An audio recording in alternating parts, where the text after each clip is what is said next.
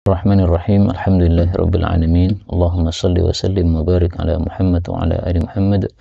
Allahumma anfa'na bima 'allamtana wa 'allimna ma yanfa'una wa zidna ilma wa barik lana fi ilmina warzuqna al-ikhlasa fil qawli wal 'amali kamila wa 'ilman nafi'an la yunsa wa tawfiqan daima wa sihhatan wa yaqinan wa afiyah. Amin ya rabbal alamin.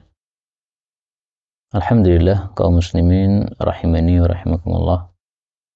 Kita lanjutkan pengajian Mukhtasar Sahih Muslim karya Al-Imam Al-Mundhiri yang sudah wafat pada tahun 656 Hijriyah rahimahullahu ta'ala. Dan kita sudah sampai pada Kitabun Nafaqat, kitab tentang nafkah-nafkah. Ini diungkapkan dengan bentuk jamak karena nafkah itu ada macam-macam, ada yang wajib, ada yang tidak wajib. Sehingga beliau sebutkan dengan ungkapan jamak sebagaimana Kitabul Buyu dan juga yang lain-lainnya diungkapkan dengan ungkapan jamak karena adanya beberapa macamnya. Faqala al-muallif bisanadil muttasil ila al-muallif rahimahullahu ta'ala qala Kitabun Nafaqati, kitab nafkah-nafkah. Babun fil ibtida'i bin nafsi, bab memulai dengan diri wal ahli dan keluarga, wa dzil qarabah dan kerabat. Hadits 83. Wa an Jabirin radhiyallahu anhu annahu qala a'taqa rajulun min bani Udrata 'abdan lahu an duburin. Budak Mudabbar namanya, yaitu budak yang dimerdekakan setelah matinya si majikan. Fabalagha dzalika Rasulullah sallallahu alaihi wasallam faqala alaka malun ghairuh faqala la faqala may yashtarihi minni. Ini dalil bolehnya jual beli muzayadah atau lelang karena Nabi mengatakan mayyashtarihi minni. Fashtarahu Nu'aim bin Abdullah al-Adawi bi 800 dirham. 800 dirham ini perlu kita ketahui jumlahnya ya. Nisabnya perak itu kan 200 dirham. Nah, ini 800 dirham, berarti kan 4 kali nisab perak. Nah, sekarang rupiah itu nisabnya sekitar 75 juta, berarti 4 kalinya 300 juta. Nah, maka dari sini kita tahu harganya budak pada waktu itu sekitar 300 juta. Faja'a biha Rasulullah sallallahu alaihi wasallam fadafa'aha ilaihi thumma qala ibda' bi nafsika fatasaddaq 'alaiha. Ini dalil untuk bab yang beliau tulis tadi. Jadi sedekah dimulai dengan diri sendiri. Kenapa? Diri kita bukan milik kita tapi titipan dari Allah Subhanahu wa taala, harus kita jaga sehingga wajib kita nafkahi. Fa in fadala syai'un fali ahlik. Fa'in fadala an ahlika syai'un falidhi qarabatik. Nah, ahlika di sini keluargamu ini dirinci dalam hadis yang lain, yaitu untuk istri kemudian anak. Dalam hadis yang lain anak kemudian istri. Nah, sehingga ada dua riwayat, satunya mendahulukan istri, satunya mendahulukan anak. Karena itu para ulama katakan jamak antara dua riwayat tadi berarti istri dan anak itu adalah satu martabat. Nah, maka urutannya adalah satu untuk diri sendiri, setelah itu urutan kedua itu anak dan istri, satu martabat, setelah itu baru budak, setelah itu baru yang lain-lainnya. Dan perincian itu ada dalam kitab Bulughul Maram karya Al-Hafidh Ibnu Hajar Al-Asqalani rahimahullahu ta'ala.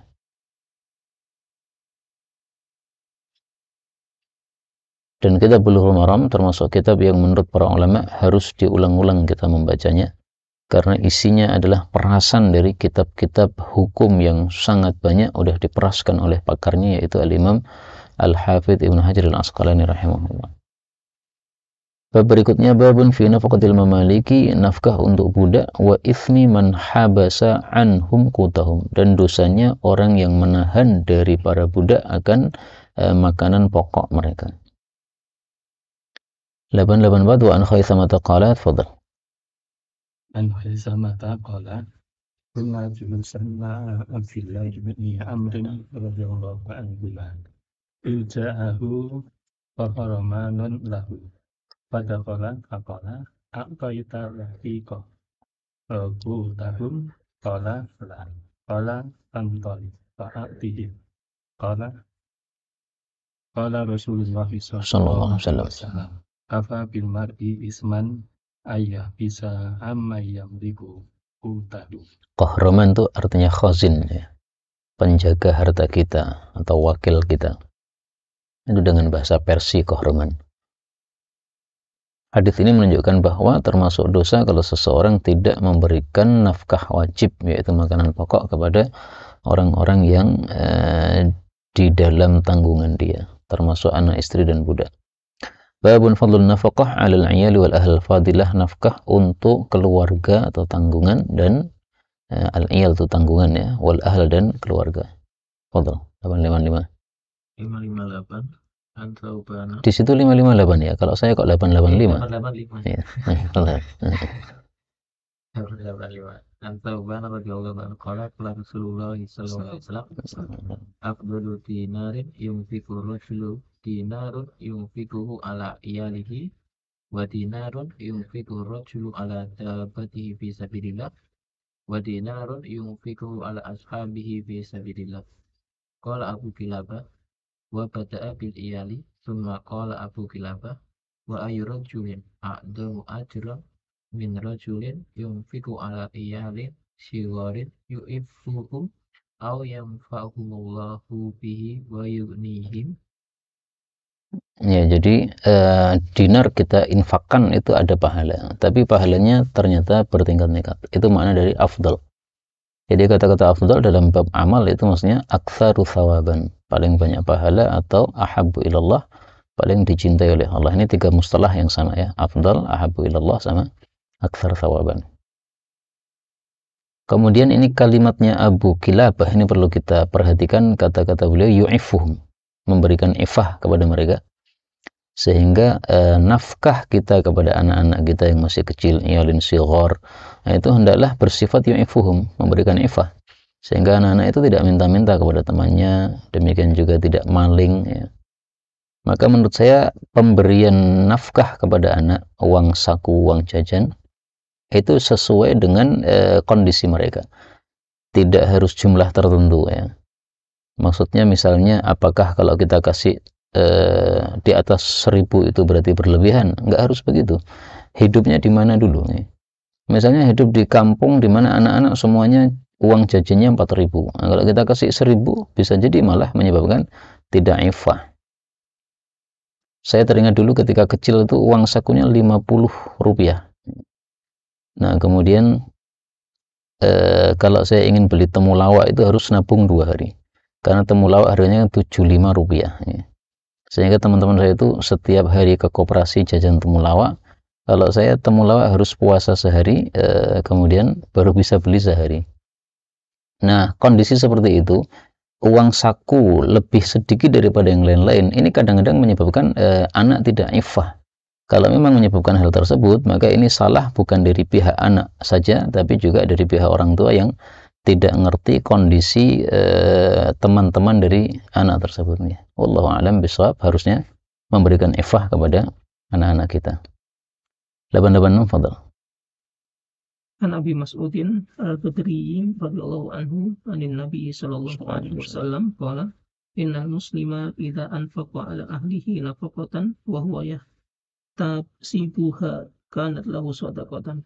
Ini kalimat yahtasibuha, mengharap pahala, ini adalah qaidun mu'tabar. Jadi supaya kita nafkah itu mendapatkan pahala, maka hendaklah yahtasib, mengharap pahala dari Allah Subhanahu wa taala.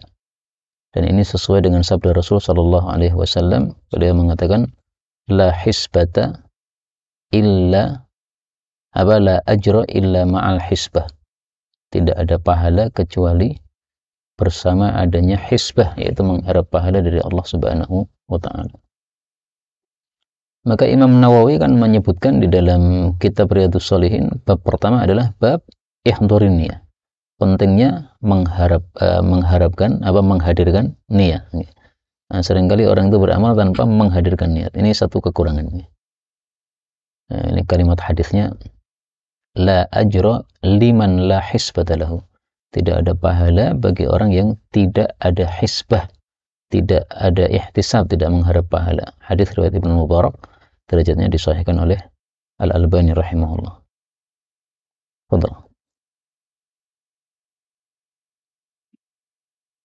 Kun bil mar'ati an tunfiqa min mali zawjiha bil ma'rufi ala iyalihi.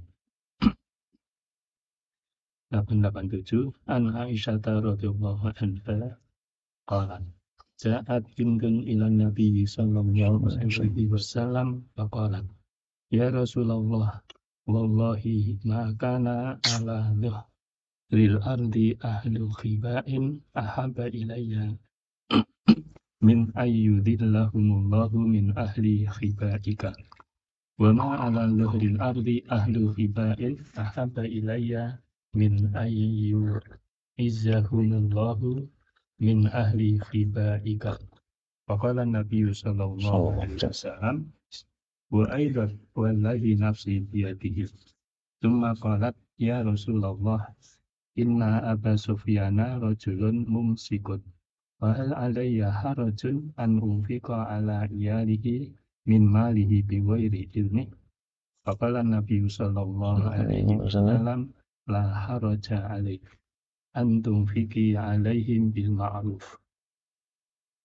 Ya, jadi kasusnya sudah terkenal ya. Ini Hindun tidak dinafkahi cukup oleh Abu Sufyan karena Abu Sufyan pelitnya untuk keluarga, tetapi kalau untuk selain keluarga dia malah nyah-nyah, tidak pelitnya. Nah, oleh Nabi disuruh untuk mengambil uangnya suaminya tanpa sepengetahuannya, nggak ada masalah, untuk menafkahi diri dan anaknya, tapi harus bil ma'ruf. Nah, bil ma'ruf ini dalam hadis yang lain ada kalimat tambahan ma yakfiki. Jadi cukup yang mencukupi saja. Lebih dari itu nggak boleh. Misalnya perlu makan 3 kali cuma dikasih 2 kali. Nah, berarti perlu nambah 1 kali. 1 piring berapa? 10.000. Berarti nambahnya ngambilnya 10.000, nggak boleh lebih.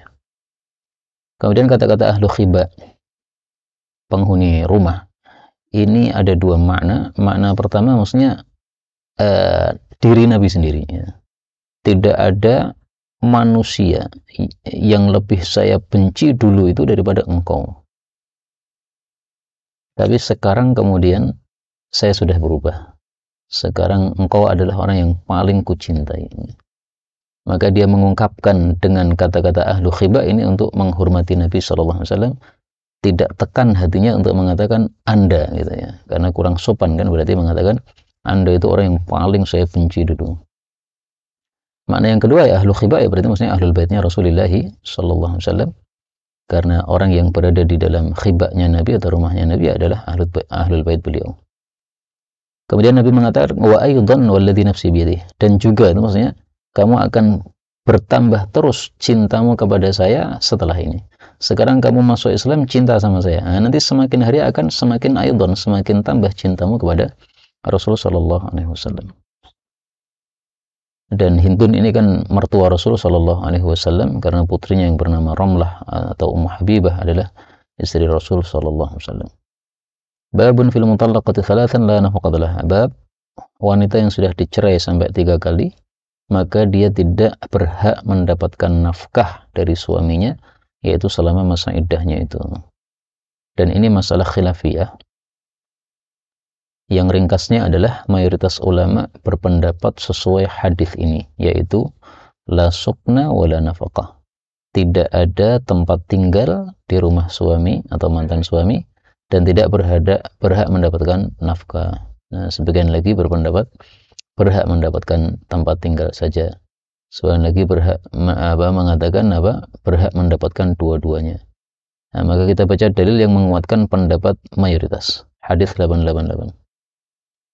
888 Anu Fatimah binti Qais radhiyallahu anha anin Nabi sallallahu alaihi wasallam fil mutallaqati salasan qala laisa laha sukna wala nafaqah. Nah, ini dalil yang menguatkan pendapat kebanyakan ulama bahwa wanita yang sudah dicerai 3 kali maka tidak berhak mendapatkan tempat tinggal di rumah suami tadi, karena kan sudah putusnya putus besar ya, disebut ba'in kubro. Sehingga pun juga tidak berhak mendapatkan nafkah selama masa iddah tadi. 889. Wallah. Aisyah radhiyallahu anha qalat ma li Fatimah khairun an tadhkura hadha ta'ni qaulaha la sukna wala nafaqata. Nah, jadi Aisyah berpendapat berbeda dengan hadis tadi. Dia berpendapat bahwa tidak seperti itu ya. Jadi dianggap oleh Aisyah ini Fatimah perlu meneliti ulang apakah betul Nabi mengatakan seperti itu ya. Tampaknya dia salah Jadi bukan berarti Aisyah menolak hadis Nabi, bukan ya. Tapi menganggap Fatimah ini tidak valid dalam menyampaikan hadis Nabi sallallahu alaihi wasallam. Demikian juga Sayyidina Umar, sebagaimana akan kita baca hadis berikutnya 890. Betul. An Abi Ishaq qala kuntu ma'al Aswad bin Yazid jalisan fil masjidil a'lami wa ma'ana Sa'biyyu wa hadatsa Sa'biyyu bi hadisi Fatimah binti Qaisin anna Rasulullah sallallahu alaihi wasallam lam yaj'al laha sukna wa la nafaqata. Thumma akhadha al-aswadu afhan min hasa fa hasaba bihi. Faqala uwaila uhaddisu bimisli hadha qala Umaru la natruku kitaballahi wa sunnata nabiyyina sallallahu alaihi wasallam biqauli imra'atin la nadri la'allaha hafidat aw nasiyat laha sukna wan nafaqatu qala Allahu azza wa jalla la tukhrijuhunna min buyutihinna wa la yakhrujna illa ayatina bi fahishatin mubayyinah. Ya, jadi Sayyidina Umar pendapatnya sama dengan Sayyidatuna Aisyah, yaitu bahwa mereka masih mendapatkan sukna dan masih mendapatkan nafkah. Dalilnya ayat ini, la tukhrijuhunna min buyutihin. Tapi kita jawab bahwa ayat ini bicara tentang wanita yang dicerai tapi yang masih raj'i. Itulah yang berlaku ayat ini, la tukhrijuhunna min buyutihin wa la yakhrujna, ya. Tetapi kalau sudah talak bain, maka hadis Nabi yang sahih tidak boleh dibuang, ya. Sehingga ayat dan hadis yang sahih tidak mungkin bertentangan, tapi harus dikompromikan, diporsikan pada porsinya masing-masing, ditempatkan pada porsinya masing-masing. Kemudian perkataan Sayyidina Umar ini, la natruku kitaballah wa sunnata nabiyyina. Nah, tambahan kata-kata sunnatan nabiyina ini adalah tambahan yang ghairu mahfuz, yang tidak sahih. Sehingga yang benar perkataan Sayyidina Umar cuma la natruku kitaballah, titik. Karena dalilnya yang dipakai oleh Sayyidina Umar tadi, ya, qala Allah azza wajalla, enggak pakai sabda Rasul sallallahu alaihi wasallam. Kalau pakai sabda Rasul malah pakai hadisnya Fatimah tadi, justru jelas-jelas menunjukkan bahwa dia tidak mendapatkan sukna dan tidak mendapatkan nafkah. Nah, maka ini adalah ziyadah ghairu mahfuzah, sebagaimana dikatakan oleh Al-Imam Ad-Darqutni rahimahullahu ta'ala. Karena para rawi-rawi thiqat tidak menyebutkan tambahan wa sunnata nabiyina ini, meskipun ada dalam Sahih Muslim. Fadal. Udah selesai nih, ya? Baik, kalau sudah selesai saya hentikan rekamannya dulu.